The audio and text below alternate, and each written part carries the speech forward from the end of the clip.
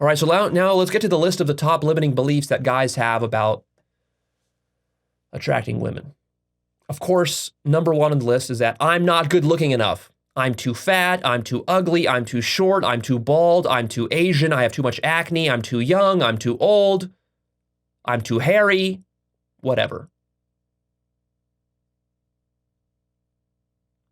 So what I was just explaining to you is that the woman needs something from you much deeper than your physical features. The woman needs masculine energy. She needs strength from you. She needs leadership from you. And these are qualities you can develop. So people get way too hung up on their physical features. And I know because when I started this whole process, I was very hung up on my lack of the right physical features. And in a certain sense, I still have insecurities about my physical appearance. I don't consider myself particularly good looking physically. And so that has held me back a lot in terms of my inner game, in terms of my confidence.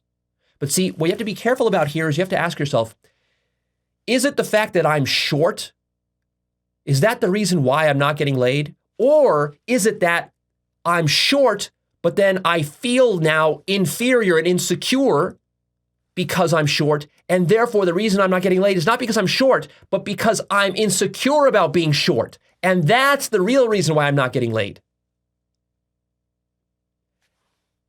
Ask yourself, how would you know the difference between those two?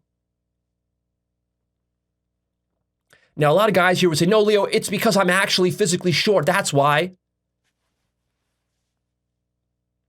Don't be so sure about that. For example, I'm 6'2", and you might say, oh, well, Leo, you're so tall, therefore, of course, you don't even know what it's like to be short. But I've had a lot of wings. I've had a lot of amazing wings. Almost all of my wings were shorter than me, and they got way better results than me. In fact, one of my best wings, this guy just blew me away, was a short Pakistani guy in Dallas, Texas. He was about 5'5", very short. Very small guy. But this guy, he grew up in like a royal family. He was basically part of royalty. He was explaining this to me. And he had this just king-like sense of entitlement. Literally, he believed that every woman in the world was his personal property. Now, this is a bit narcissistic and over the top. As an example. But hey, I mean, this was the mindset he was raised in as royalty. As part of a royal family, you're just taught that, the whole world is fucking yours, belongs to you. So this guy had incredible confidence, incredible assertiveness, incredible leadership qualities, and this guy was a fucking beast. He was a beast, and he got laid way more than me. And I'm a tall white guy. This guy's a short brown guy.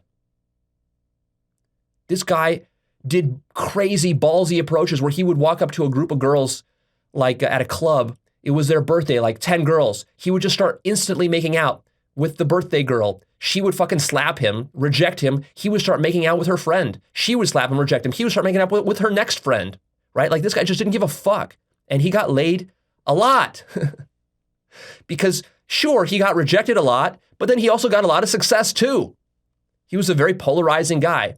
Because he just saw what he wanted and he had no qualms, no hesitations. He sees a girl he likes. He doesn't care if she's with guys, if she's with a boyfriend. He doesn't care. He just goes straight to her and starts hitting on her. Now, sometimes that gets you in trouble, but then a lot of times it works. And women can find that extremely attractive because that's what she's really looking for. She's looking for a guy who knows what he wants and is not afraid to pursue what he wants. And he's not ashamed of it at all. He feels completely entitled. So that's just one example for you. Another top limiting belief is something along the lines, but Leo, studies and science shows that, women prefer men with a perfectly symmetrical, facial features and with sculpted jaws and this kind of, torso ratio and this size of muscles. This is all scientific and objective.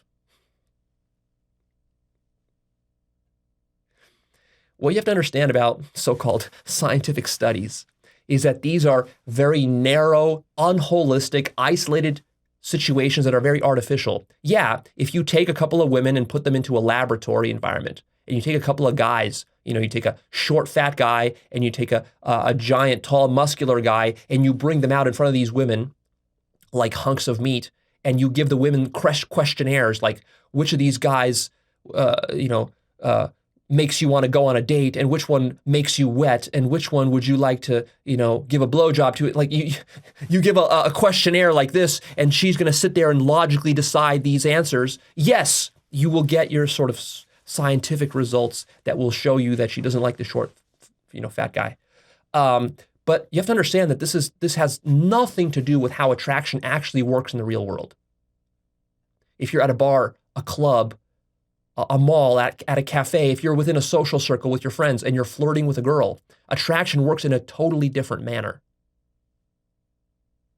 Yes, if you present women with simply photographs of guys, they have nothing else to go on. They will choose the most handsome guy just based on the photograph, because that's all they got to go on. But the beauty of face-to-face in-person interaction is that it's totally different. You can exhibit charisma. You can demonstrate leadership qualities. You can have status. You can dress in a certain way.